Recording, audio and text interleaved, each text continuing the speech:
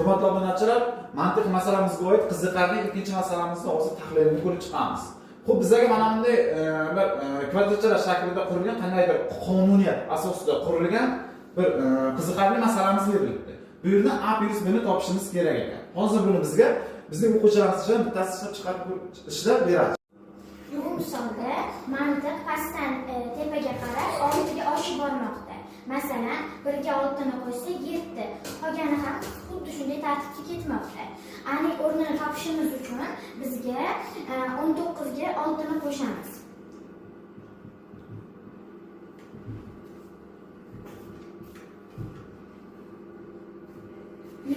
besh bo'lar ekan. Aniq o'rni demak 25.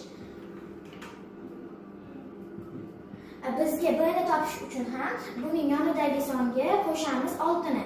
37 ga qo'shamiz 6 ni. Demak, b ning o'rni bizda 37 qo'shilgan 6 43 bo'lar ekan. Demak, bizda shartda berilishicha a ga b ni qo'shishimiz kerak ekan. Biz qo'shamiz.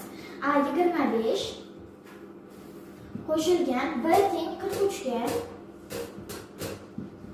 qo'shsak 68 bo'lar ekan. Demak, bu misolimizning javobi 68. Ha, aytgancha, reaksiya qoldirish esingizdan chiqmas.